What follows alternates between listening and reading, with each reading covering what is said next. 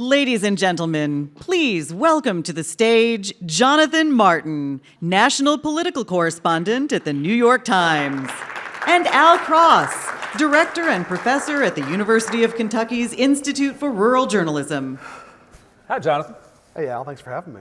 We're here to discuss with Jonathan Martin his forthcoming book, May 3rd, This Will Not Pass, Trump, Biden, and the Battle for America's Future. This will not pass.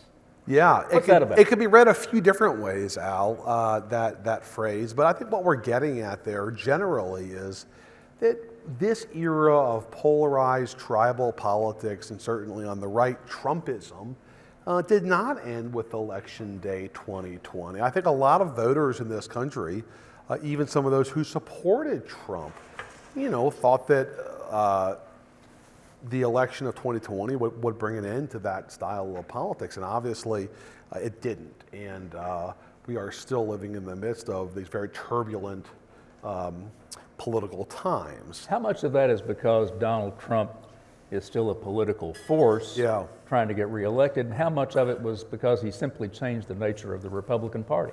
Oh, I think it's both. I think if Trump had receded and gone to Mar-a-Lago and taken up painting like a certain other former president, I think that obviously it wouldn't be the same today.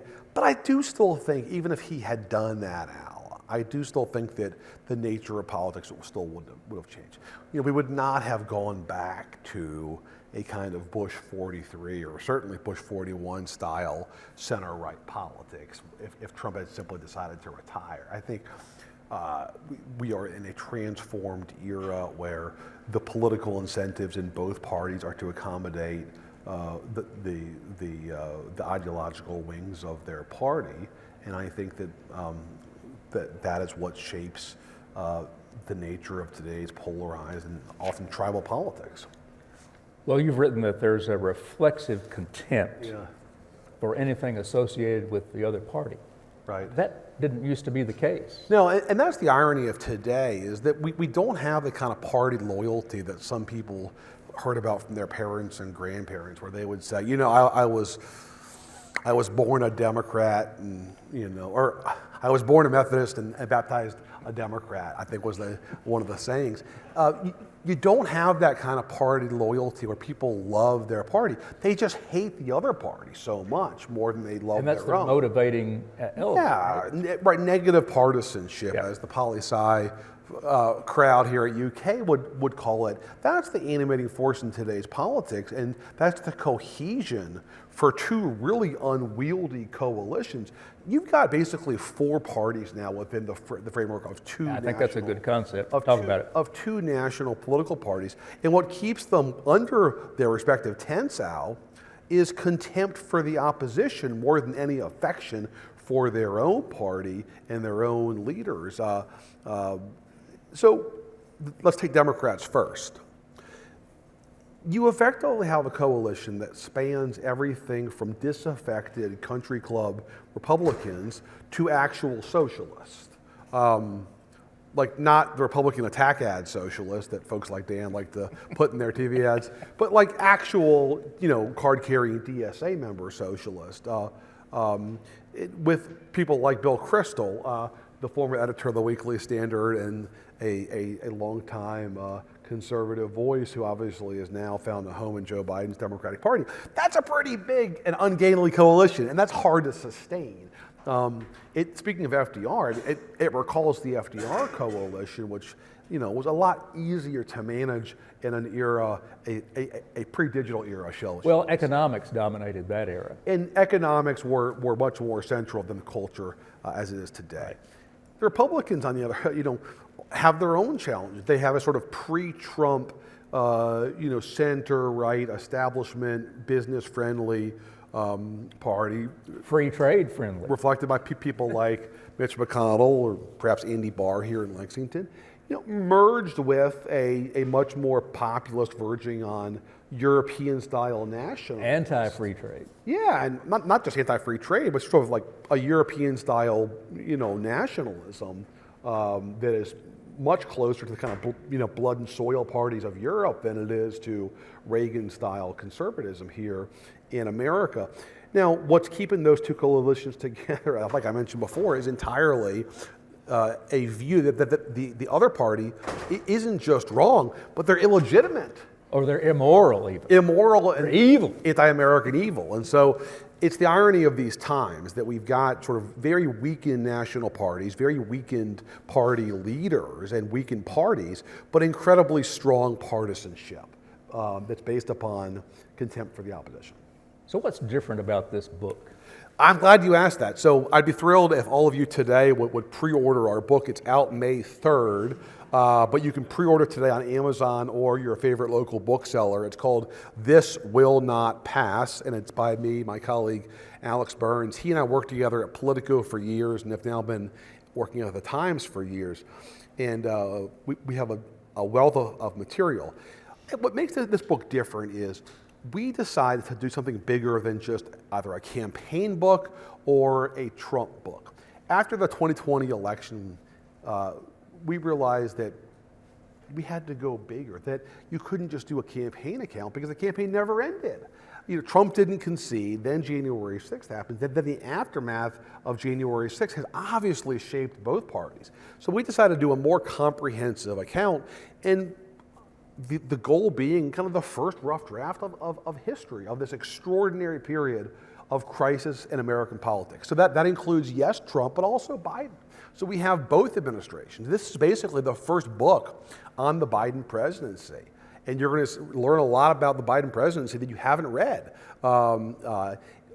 Also, we go deeply into Congress, into governors, into states that you haven't seen, I think, before. We have a lot more information about figures like Nancy Pelosi, Chuck Schumer, Kevin McCarthy, and yes, Mitch McConnell. Did you talk to McConnell? We talked to the entire congressional leadership in both parties and spent a good bit of time with McConnell. I've covered Senator McConnell for years. I spent a lot of time in Kentucky over the years covering him and his campaigns, and we did sit down with him and talk to him for quite a bit. And some of you may have seen the clip yesterday from Axios, and that really captures the balancing act that McConnell's trying to pull off. He clearly... Jonathan's referring to an interview that Jonathan Swan of Axios did with Senator McConnell, which I think is probably the greatest interview I've ever seen of Mitch McConnell. High praise from Ron Ross. But it captures McConnell's balancing act, trying to become majority leader, perhaps one last time before his career is over, and sort of trying to placate a Trumpist party to accomplish that goal. But at the same time, he can't really hide his contempt for Trump, but he has to kind of muzzle it. And that's hard to pull off. And you saw yesterday sort of vivid illustration of that challenge, trying to pull that off.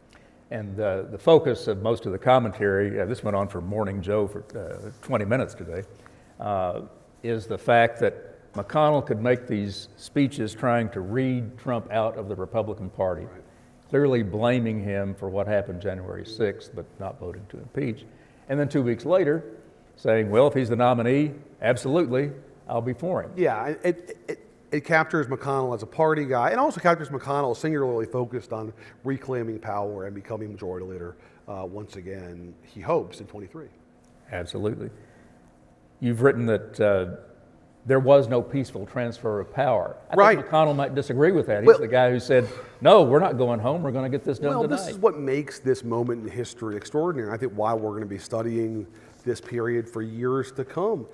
The history of this country is always that we had a peaceful transfer of power after a president lost or resigned or was termed out. And for the first time in American history, that didn't happen. Yes, there was a transition that took place on January 20th, but not before a bloody struggle at the U.S. Capitol. I was in the Capitol on January 6th.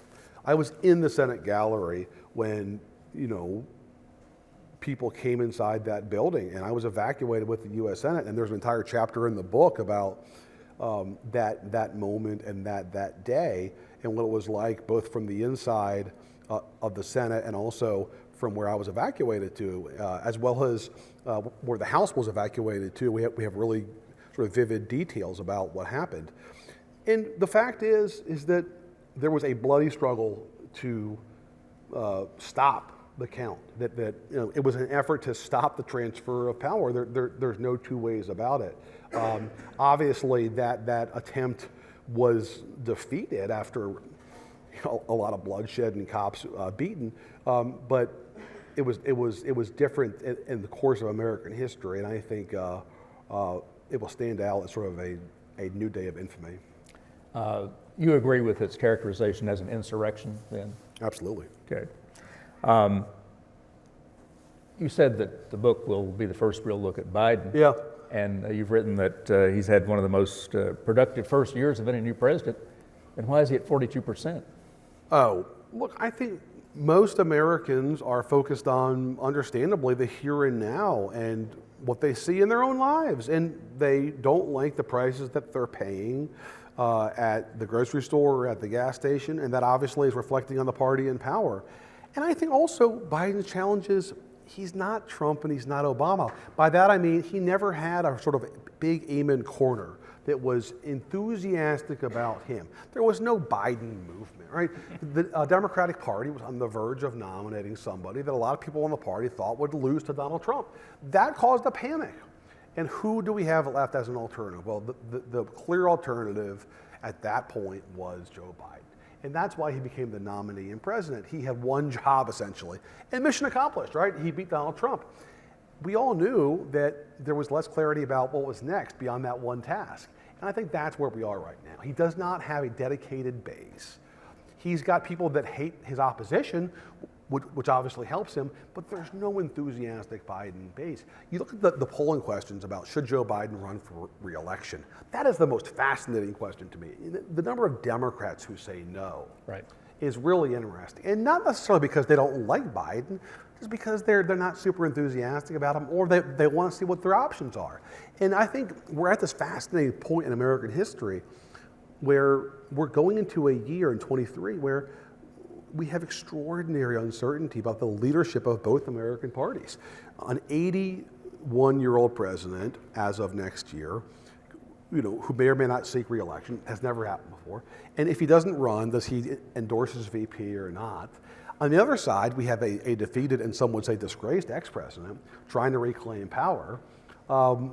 This moment is just so fraught in so many ways. Final question, since the object example of your book is January 6th. Yeah. What effect will the public hearings on that have on the electorate? On the electorate, look, I tend to be somewhat skeptical that it's going to be a voting issue in the midterms. I think, obviously, those who remember it or are reminded of it. The Republicans are trying to make people forget it. Yeah, are uncomfortable with what happened. But look, Americans move on, and Americans are focused on the here and now, and I think that's what's going to shape the midterms more than anything else. But it's just hard to recall a sort of period in American politics that was this tumultuous, and I think that's why you'll really enjoy this book. This will not Thank pass. you very much, Jonathan. Let's thank Jonathan Thanks for his having work. me, guys. Thank you. Thank you.